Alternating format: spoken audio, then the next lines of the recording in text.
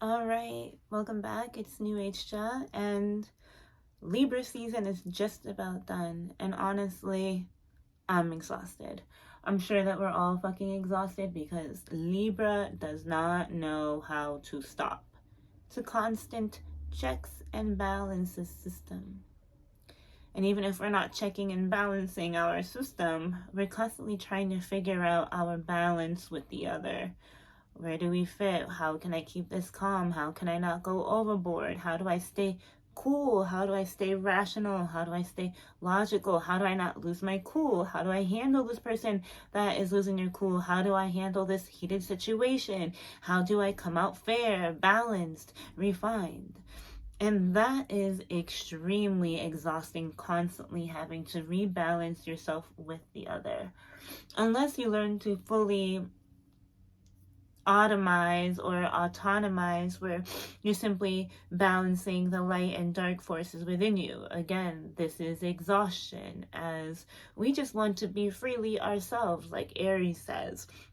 Aries just wants to be expressive. It just wants to go. It just wants to kick, punch, run, pull, do whatever it needs to do to get what it is that it wants and where it's going. But then there's nitpicky Libra that also has this, like, the influence of Virgo, because Libra is Virgo's second house, and that second house is all about what do I have, what do I want, what do I value. And Libra is always like, well, this isn't exactly right, and I gave you this and you owe me that. And Virgo is like, I can't rest until the values of the situation have been balanced. And in order for me to make sure that is balanced, I need to make sure that I am in a cool place in order to assess the situation. How fucking exhausting is that? And with the ruler of Libra in Sagittarius, like Sagittarius and Venus in Sagittarius really can give a fuck less about the details, can really give a fuck less about the refinement, can give a hell less about where it fits in with the others, as Sagittarius has its mind and its values set on things that the human eye can barely even see, only what its visionary self can entail. And with the 11th house, with Sagittarius being the 11th house of Libra and Venus being there, we're looking for something more. We're looking for something broader. I did speak about this briefly on my astrological sneak peek preview that I posted, I believe, last week, where I really go into further detail about the air element and what Venus is doing in Sagittarius, or how it's influencing Aquarius, the 11th house of Aquarius is the 11th house, Sagittarius is the 11th house to Libra. Venus is transiting Sagittarius in the 11th house of Libra, which has a Libran connotation as well as a Taurian connotation, with the overall arcing Aquarius quirkiness. I don't fit in. I don't want to fit in. Libra's trying to figure out how to fit in. Libra, we don't want to fit in. And so at the 29-degree sun, we're getting ready to actually go further into the darker aspects of ourselves. Oh, I thought we were doing shadow work this whole time. You were doing shadow work above the surface, trying to figure out how you want to live your life, what's your lifestyle, how do others fit in, what it looks like physically. Do I want to move? Do I want to stay? Do I want to learn? Do I want to grow? Do I want to compete? Do I want to be something that I'm fucking not?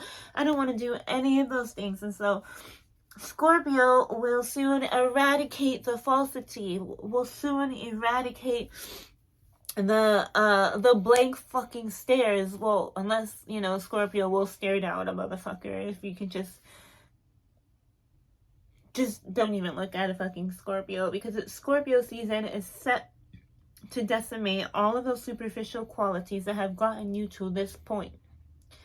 Past this point, all of your superficialities will go down the drain. Scorpio rules the occult and esoteric knowledge, tarot readers, soothsayers, psychics, mediums, all those fucking trans mediums, fucking dimensional hopping, timeline hopping entities, darker worlds, underworlds. And it wants the truth. It will take you and make you face your deepest, darkest, most intrinsic fears so that you can come out of the other side authentically yourself, striving for the higher knowledge, striving for the light. Oh, I've been in the dark way too long. And Libra season to me wasn't very light filled at all. It was just kind of really fucking weird, a lot of confusion. Mercury is going through the friendship files, is going through the old flame files. Sagittarius is looking, and Venus is looking for a hookup in your friendship circle. Venus and Sagittarius are looking for a hookup with that awkward person, that nerdy person. Venus and Sagittarius wants to express itself in a way that's never expressed itself. It wants to say the things that it's never had the fucking balls to fucking say before. It doesn't care who says it. So Libra season brought up a lot of like unfinished in regards to maybe fancies that would have been fun-lived, fast-lived, or exciting. And so all of these exciting opportunities, or what seem like opportunities, surface so that we can ponder them and square them away. Did you notice, as soon as Mercury went direct, those associates went quiet. Those associates went silent. And you know what? If you're listening, good for you. I don't like to play games. I am not your source of entertainment, but I love being entertained, and if you can equally entertain me, entertain you, and we can entertain each other, but my fire is fixed. My flame is bright. So you gotta keep up. Keep up, keep up, keep up. And Venus and Sagittarius are saying that, can y'all motherfuckers keep up? Y'all over there are still trying to fucking get along. It doesn't matter if you guys get along. You'll never get along left, right. You'll never get along. Can you just accept the fact that you're on the left and you're on the right, and you guys don't mix oil and vinegar? Fuck what you guys are thinking. Can we just move on already? The Libra's like, but I need a partner. I need to like balance out with someone. Can someone just please take a load of my own energy off? Man, Venus Sagittarius is like, fuck that. Fuck the politics. There's so much more to be discovered. There's so much more to learn. There's so much more to see. There's so many other cultures to indulge in. There's so many other languages to listen to. Look at the wilderness before you. Look at the magic that's all around you. And for goodness sake. So now Taurus is transiting. The moon is transiting Taurus. With the mess or the culmination of what you somewhat held together over the past 4 or 5 weeks is actually showing itself. Grade yourself. How well did you do in holding your composure the last 5 weeks? How well did you handle those Mercury retrograde contacts? Were you able to clear and clean your field? Bring your social circle and your auric field into a checkmate, balance, and scale. Checkmating your enemies out of your court, right? Have you come to the conclusion that you know what you like, that you know what you believe in? But Venus and Sagittarius is having so much fun in discovering what else it could possibly believe in, that it doesn't even recognize that it could be completely off kilter. But at this point, I think we're doing just fine. Are we breathing a little? We're still waking up from the slumber. We're still waking up from revisiting the context. We're still waking up from old dreams, old flings, old connections. Have we dealt enough with cancellations, appointment rearrangements, fucking money transfer slowdowns, money movement not so fast, car movement not so fast, traveling not so fast? Like, Venus is like, we got a whole lot to catch up with, as Mercury has been fucking lollygagging somewhere with fucking Libra, trying to figure out how to balance its relationships, how to balance itself, when it doesn't realize it's missing a whole entire world view. Libra, the scales will balance and adjust themselves on their own. You don't need to assist that. That is a process that your logical, intellectual mind and body naturally knows how to do. You do not need to put conscious effort into what you're doing unless you find yourself completely stuck in the same situation, doing it over and over and over, trying to put a puzzle piece where it doesn't belong, always trying to come up with how to bring things back into perfect harmony. In order for things to be in perfect harmony, I think humans need to cease to exist, because nature naturally knows how to take care of itself, and our meddling minds don't know how to shut the fuck up. Scorpio. will bring awareness to the destructiveness of your logical, intellectual behavior. You thought you were right all along, but come here, let me show you something. This is where you fucked up. And this is how you're going to pay for it. And you owe me money. Where's my money? Scorpio, what the fuck, bro? Chill out, sis. What are you talking about? You've been so caught up in your superficial ways and how you appear within your one-on-one relationships that you forgot to handle your fucking business. And I'm like, whoa, Scorpio, Libra is like, what in the world did I possibly forget? Mercury's like, ha ha ha, bitch, I've been hiding the papers for you all this time. You're like, Mercury, you fucking bitch. Okay, Gemini and Libra. You know, Libra thinks it's the older sister who's much more refined, popular in school, and Gemini's that really annoying sibling that keeps taking your shit, hiding your keys, hiding your favorite shoe so that you can't show up in the way that you want to show up, which completely throws Libra off kilter because Libra must present itself perfectly. I need both of them to be perfect. And Scorpio's like, you can only put so much makeup on that shit. Because once we connect, Libra, once we make that connection, there's only two choices. Either we break the connection and run away like little bitches, Venus and Sagittarius, or we stay and explore the underworld and come to terms with our problems of intimacy, problems of exchange, problems of money, banking, loans. Moon and Taurus is like, I'm so overwhelmed. I was too busy picking out. I was too busy buying all those clothes. I was too busy trying to smell good and look good. And Scorpio. Ooh. Scorpio. If I go a little deeper, if I go a little harder, this actually can turn out to be a really pleasurable experience. Now, how do I make my way through Scorpio? Scorpio desires you to uncover its hidden, deep feminine aspect, because initially you don't think Scorpio is feminine because it's ruled traditionally by a Marsian, martial, fire planet, warrior planet of action, drive, passion, and desire.